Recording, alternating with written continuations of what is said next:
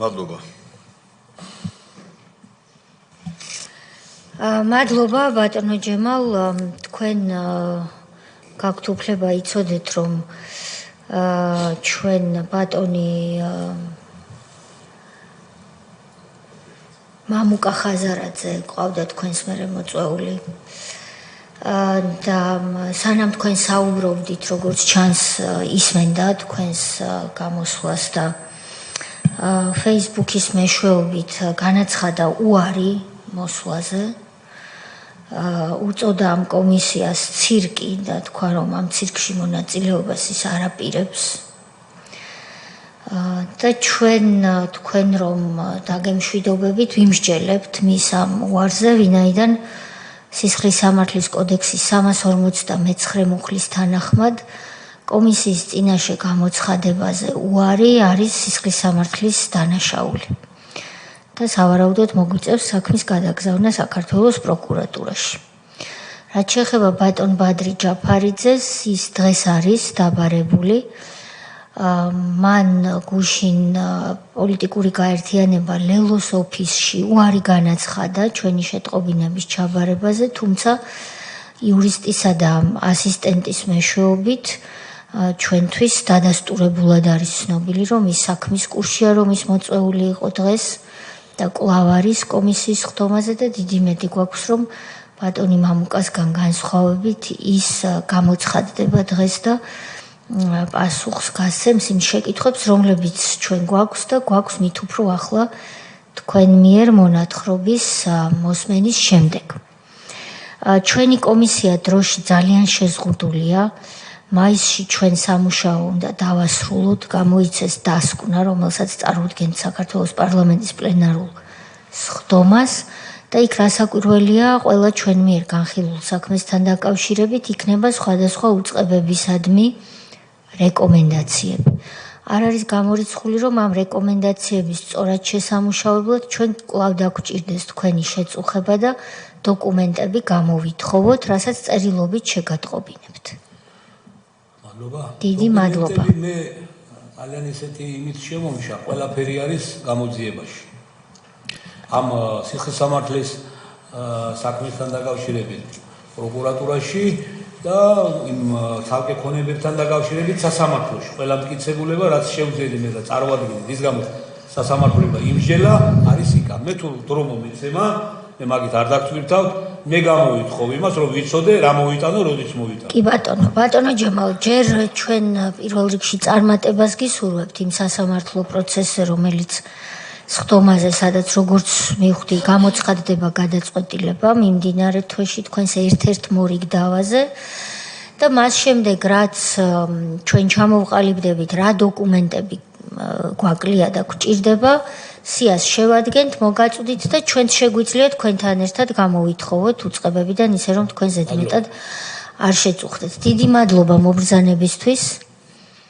ბრძანეთ რისი თქმაც გსურთ და დაგემშვიდობებით. დიახ, ბრძანეთ. ყველა შევეხეთ, ვინც მისვენ სიტყვის რამ გააგიჟა ეს ამ ხნის კაცო რას პოდიალობს ამ ტელევიზორში, მაგრამ მარტო გულს არ ვიფხარ, მართლა იმედი მაქვს, რომ აი ამ შემადგენლობით და ამ ხელისუფლების დროს რაღაცა დამიმთავრდება რა, ადრე თუ გვიან და ერთი უნდა ვთქვა, კიდევ რამდენი ეპიზოდი ხომ მოვყევი. ლეგალიზაციის კომისიაზე მქონდა მიმართული, აი დღეს რა ხდება კიდევ. კონკრეტული ფართის დაკანონებასთან დაკავშირებით განცხადება. 2014 წლიდან ციხიდან რომ გამოვედი. ეს ადრე იყო პრეროგატივა საკრებულოსი. ხუციშვილი იყო მაშინ ხელმძღვანელი და საქმე მიდიოდა ბოლომდე. ამ ხარემ, რომელსაც დღესაც ნაციონალი ადვოკატი ყავს და ახერხებს ამდენს, თვითონაც ამათი მომხრია, გაჭირმა პროცესი და მერე გადავიდა ეს პრეროგატივა მერიის დაქვემდებარებაში. ბატონ კალაძე ალბათ მოისმენს და აი ესე უყურეთ, ლეგალიზაციის კომისიამ მითხრა უარი, აი ახლა ეს ხომ იმის დროს არ იყო, ადეიშვილის დროს, კაცო, ამ ნაციონალის მონაწილეობით ორი კაცი ურევია იმ რამდენიმე კაციან კომისიაში. რა მიზეზით? რომ წავედი სასამართლოში. უზენაესამდე მივედი, აი 2014 წლიდან დღემდე სასამართლომ დაავალა ლეგალიზაციის კომისიას, რომ ეს კაცი პატიმარი იყო, ეს კაცი საქმე თქვენ ბოლომდე გამოკვლეული არა გაქვთ, გამოიკლიეთ და დაუკმაყოფილეთ. ეხლა მოიტანა მეორე მიზეზი. ისევ ბობოქრობს ის იქ ვინც არის ორი კაცი ამ რამდენიმე კაცში და ეხლა ახალი მიზეზი მოიტანა რომ ამ შენობის ქვეშო კაბელი გადისო სადგომად ყოფილა თურმე იმ გადაღებიდანო ხო და კიდევ მეორე წრეზე წავედი სასამართლოში. ეხლა წარმოიდგინეთ. ლეგალიზაციის კომისია აქ რომ ამდენს ახერხებენ. მე ეხლა იმის შიში არ მაქვს, აქიდან გავალ და ვინმე წინ დამიდგება. ან სადმე ვინმე ხაზარაძე და ჯაფარიძე კი არა მთელი იმით რომ მოვიდნენ ამალით. ჩემ ცხოვრებაში დაცვა არ ყოლია. ისე გამოვიარე საკმაოდ დიდი ქონებები და ფული მქონდა, მაგრამ დღესაც ამას აი ეს კომისიის მე რატო გეუბნები, ჩემი საქმე სულ რომ იქით გადადოთ. ბატონებო და ქალბატონო. აი მთავარი მიზანი რომ მიაღწიოს ამ კომისიამ, რისთვისაც შეიქმნა რომ პოლიტიკური განაჩენი იმ რეჟიმის მიმართ, ხო? მე ცოტათი გულს მოვიფხარ. გადავდოთ კაი ჩემი ჯერ იმას მივხედოთ გეუბნებით, გამიგეთ რომ ის რომ მოისპობა, ბევრი რაღაცა უმსგავსობა მოისპობა ამ ქვეყანაში. ყველაფერი აი გითხარით, კაცი პრობლემატორის დირექტორი. ლეგალიზაციის კომისიაში ის არის, სასამართლოებში რამდენიმე ის არის, იქ ის არის, იქ ყველამ იცოდეს, მე თუ კაცის დაჭერა ვინდომო მე მაშინ არაკაცი უნდა ვიყო, ჩემ ცხოვრება გამოვლი ადამიანს, მაგრამ ყველამ მიხვდეს რომ დანაშაული ადამიანს არ უნდა შერჩეს. რომ დააშავებ ადამიანი იმაზე პასუხი უნდა აგოღოთ ციხეში კი არა. რაღაცი თანამდებობაზე ოჯახმა იცოდეს, მეზობლებმა იცოდეს რომ შენ კი პარტიის სახელი დაირქვი ეს, მაგრამ შენ ცუდი საქმეები აკეთე. ძალიან ცუდი. მარტო ლეონიძის და მის მსგავსების კი არა, ქვეყნის მინა წინააღმდეგ აკეთე და აკეთებ ცუდ საქმეს. აი ამ განაჩენს თუ ბოლომდე მიიყვანთ და აი ეს საქმე თუ დამთავრდება, მე იმ ჩემ საქმეზე უფრო აი ამაზე დაუკრავ ტაშს და მართლა რა ვიცი თუ რამე საჭირო იქნება, ყველაფრისთვის მზად ვარ რა. აი მეტი ბოდიში რომ გაგაწყვეტით ესე. წარმატებებს გისურვებთ, ჯანმრთელობას და რა თქმა უნდა ჩვენ დაგიბრუნდებით. მადლობა ბატონო ჩემი. მადლობა. კარგად ბრძანდებოდ. ძვირფასო კოლეგებო, ჩვენ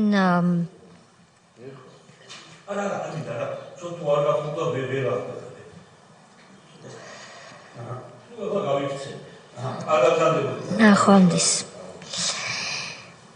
ძვირფასო კოლეგებო, ჩვენ ბატონი ჯემალ ლეონიძის შემდეგ, როგორც თქვენთვის ცნობილია და საზოგადოებას მინდა უთხრა, ახსნა განმარტების მოსაცემად მოწვეული გვყავდა კანონმდებლობით დადგენილი წესით ბატონი მამუკა ხაზარაძე. პროცედურა იყო შემდეგი. სამდივნომ რამდენიმე დღის წინ დაამყარა მასთან სატელეფონო კონტაქტი. აუხსნა, რომ ის მოწვეული იყო ამადამ კომისიის ამადამ სხდომაზე შპს მაგნატის საქმესთან დაკავშირებით. ბატონმა მამუკამ გაიკვირვა და სამდივნოს კითხა, საერთოდ რა კავშირი ჰქონდა მას შპს მაგნატის საქმესთან და შესთავაზა სამდივნოს, რომ წერილობით ეცნობებინა ყოველივეს შესახებ. ამის შემდეგ სამდივნომ ბატონ მამუკას ტელეფონის მეშვეობით, როგორც WhatsApp-ის, ასევე სიგნალის და სხვა მგონი SMS-ითაც საშუალებებით შეატყობინა წერილობით იმის შესახებ, რომ დღეს მოწვეული იყო 11 საათზე ბოდიშს ვიხდი სხდომაზე, ახლა უკვე 12 საათია.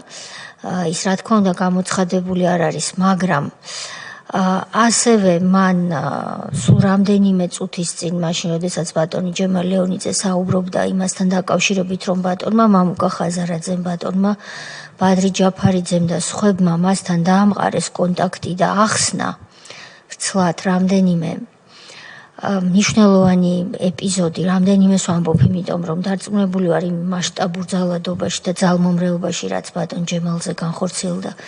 მან ერთ საათში მხოლოდ რამდენიმე მსხვილი ეპიზოდის მოთხრობა შეძლო ჩვენს წინაშე. აი ამ პროცესში რომ ვიყავით, ბატონმა მამუკამ გამოაქვეყნა Facebook პოსტი, სადაც ის ამბობს, რომ თურმე ეს კომისია ყოფილა ცირკი და რომ ის ცირკში მონაწილეობას არ აპირებს, დასანანია რომ ბატონი მამუკა ხაზარაძე იმ დიდი უბედურების ფონზე, რასაც გვიამბობდა ბატონი ჯემალ ლეონიძე ამდენი ხნის განმავლობაში ამ ყოველივეს კიდევ მორიგჯერ უკვე სიტყვიერად შეურაცხყოფს და უწოდებს ცირკს და რომ ის მოსვლას არ აპირებს. ბატონი ბადრი ჯაფარიძის შემთხვევა ვფიქრობ ოდნავ განსხვავებულია და ამიტომ ამაზეც ვისაუბრებ, მაგრამ ბატონი მამუკას შემთხვევაში ჩვენ რეალურად მან უკვე თავისი Facebook პოსტიდან გამომდინარე აღარ დაგვიტოვა არანაირი კითხვის ნიშანიც კი აპირებდა დღეს მოსვლას თუ არ აპირებდა, ხომ არ მოიცლის ხვალ, ხომ არ მოიცლის ორ დღეში, ხომ არ მოიცლის ერთ კვირაში და ხომ არ გამოცხადდება მაგალითად მანამ სანამ კომისია მუშაობას დაასრულებს. აქ ეჭვი მე ვფიქრობ იმ Facebook პოსტის ტექსტიდან გამომდინარე, რაც დაგეგზავნათ რამდენიმე წუთის წინ სულ ყველას წევრებს, ეჭვი არ არსებობს. ამიტომ მინდა შემოგთავაზოთ, რომ კენჭისყრაზე დავაყენოთ საკითხი ბატონი მამუკა ხაზარაძის საქმის პროკურატურაში გადაგზავნასთან დაკავშირებით. ბერჯერ განვაცხადე, ბერჯერ ვიმეორებ თქვენც ასევე და როგორც ჩანს, მან მაინც ვერ გაიგო და იმედი მაქვს სხვები გაიგებენ, რომ ჩვენ აქ ნამდვილად არ გვცალია იმდენი, რომ ხუმრობით ვიყოთ დაკავებული. არსებობს სისხლის სამართლის კოდექსი საქართველოში, ამ კოდექსს აქვს თავისი სხვადასხვა ნორმა და არის ასეთი მუხლი, ნომერი 349. ამ მუხლში წერია, რომ კომისიის მოთხოვნის შეუსრულებლობა ისჯება სისხლის სამართლის წესით და იქ არის საკმაოდ მძიმე სასჯელები, მათ შორის 1 წლამდე პატიმრობაც. მხოლოდ იმისთვის, რომ უარ სიტყვი გამოცხადებაზე, მხოლოდ იმისთვის, რომ უარ სიტყვი კომისიის მიერ მოთხოვნილი დოკუმენტი წარმოადგინო, მხოლოდ იმისთვის, რომ კომისია გარკვეულ მოთხოვნას რომ ვიმსჯელებთ და ჩამოვაყალიბებთ, ამას არ შეასრულებ. ამისათვის 359 მუხლი ითვალისწინებს სისხლის სამართლის პასუხისმგებლობას და შესაბამისად სხვადასხვა სასჯელს, მათ შორის საპატიმრო სასჯელს. ამიტომაც გთხოვთ დავაყენოთ კენჭისყრაზე ვინ არის მომხრე, რომ ჩვენი კომისიის მოთხოვნის შეუსრულებლობის და უკვე ცალსახად უარის თქმის გამო მამუკა ხაზარაძის საქმე გადაეგზავნოს საქართველოს პროკურატურას შემდგომი რეაგირებისთვის. ვინ არის მომხრე? გადაწყვეტილება მიღებულია, მე მინდა სამდინოს ვთხოვო, რომ მამუკა ხაზარაძის ნაწილში სასწრაფოდ თავი მოუყაროს ყველა იმ დოკუმენტს, რომელიც დღემდე არის შეკრებილი მის შეტყობინებასთან დაკავშირებით და მოამზადოს წერილი კომისიისთვის, რომ დღესვე ეს საქმე გადაიგზავნოს პროკურატურაში. რაც შეეხება ბატონ ბადრი ჯაფარიძეს, ბატონ ბადრისთან დაკავშირებით, რომელსაც როგორც ახლა ირკვევა, უნდა ჰქონდეს კიდევ უფრო მეტად მნიშვნელოვანი როლი ამ საქმეზე. და უშუალო ფუნქცია ჰქონია შპს მაგნატის ასე ვთქვათ ხელში ჩაგდებასთან დაკავშირებით. ბატონმა ბადრიმ მას შემდეგ რაც სამდივნო დაუკავშირდა ბატონ მამუკა ხაზარაძეს, იმავე ნომრიდან შესულ ზარებს აღარ უპასუხა. მე მხოლოდ ფაქტს ვამბობ და არ მინდა საჯაროდ ვარაუდებში წავიდე და ვთქვა, რომ ორ პირს შორის კავშირი შედგა და სწორედ ამის შედეგად არის სურვა ბატონმა ბადრიმ ზარებს გამოხმაურებოდა. ყოველ შემთხვევაში ფაქტი არის ასეთი. ამის შემდეგ საქართველოს პარლამენტის მიერ შესყიდული იქნა საფელდეგერო მომსახურება და კონკრეტული ფელდეგერი გაიგზავნა როგორც ბატონ ბადრი ჯაფარიძის საცხოვრებელ მისამართზე, ასევე პარტია ლელოს ოფისში. ბატონი ბადრის მისამართზე ფელდეგერი გამოცხადდა გუშინ დილის 9 ნახევარზე.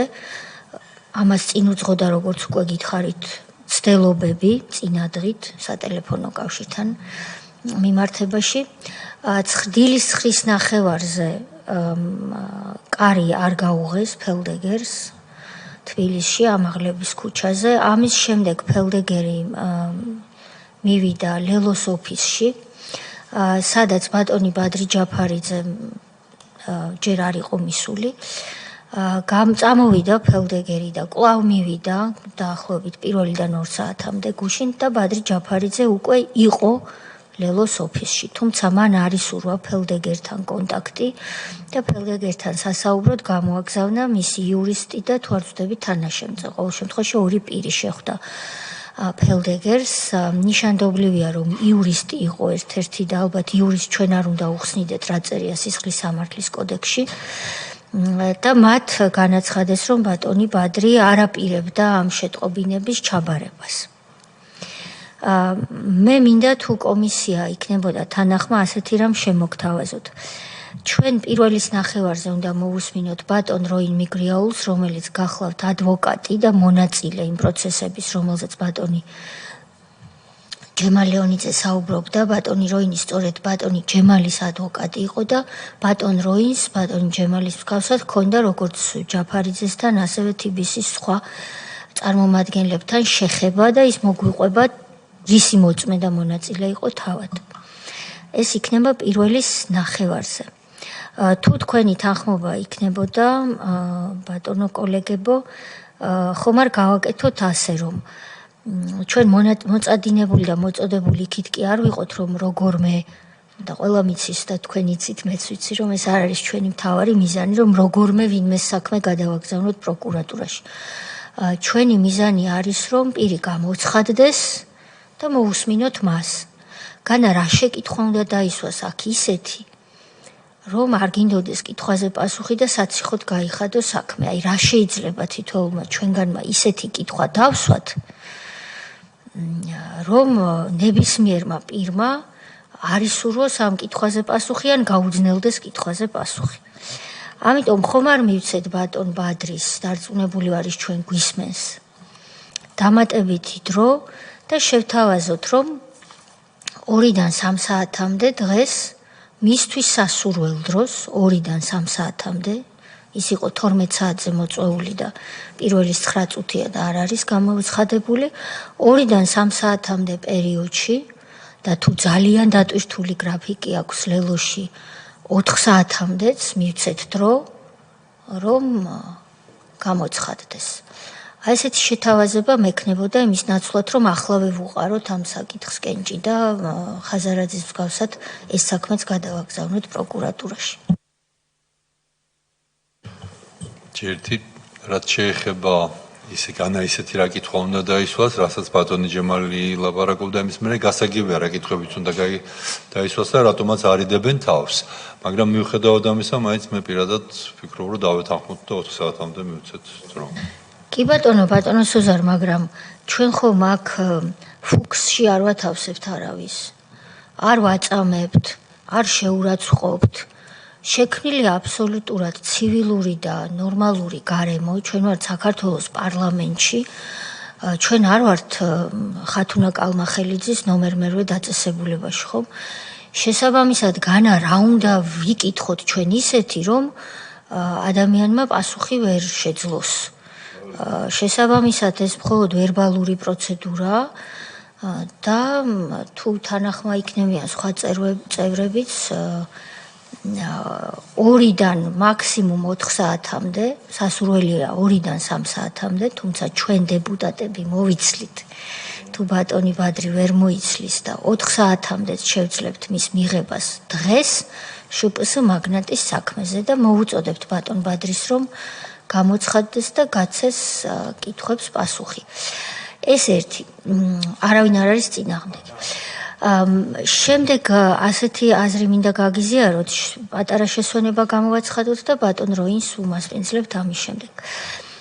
დღეს ბატონმა ჯემალმა რაც ისაუბრა, იქ გამოიკვეთა სხვა გვარებიც და სახელებიც და დღის ბოლოს ალბათ პატარა სამუშაო შეხვედრა გავმართოთ და იქნებ გადავწყვიტოთ, ხომ არ არის TBC ბანკიდან სხვა პირებიც მოსაწვევი ან TBC ბანკის იმდროინდელი, ან უკვე ხელისუფლების ცვლილების შემდგომი პერიოდის ადვოკატი, რომელიც თქვათ კომპენსირებას გააკეთებდა ინფორმაციის ნაკლებობის, იმიტომ რომ თუ ბატონი ბადრიც გადაწყვეტს, რომ პროკურატურას ელაპარაკოს ჩვენი კომისიის ნაცვლად, ასეთ შემთხვევაში ჩვენ გარკვეული ინფორმაციის ნაკლებობა შეიძლება გქონდეს TBC-ის ნაწილში. ამაზეც საღამოს ვიმსჯელოთ თქვენი ნებართვით. კარგი, დროებით გემშვიდობებით და სხდომა განახლდება 15 წუთში პირველის ნახევარზე. მადლობა.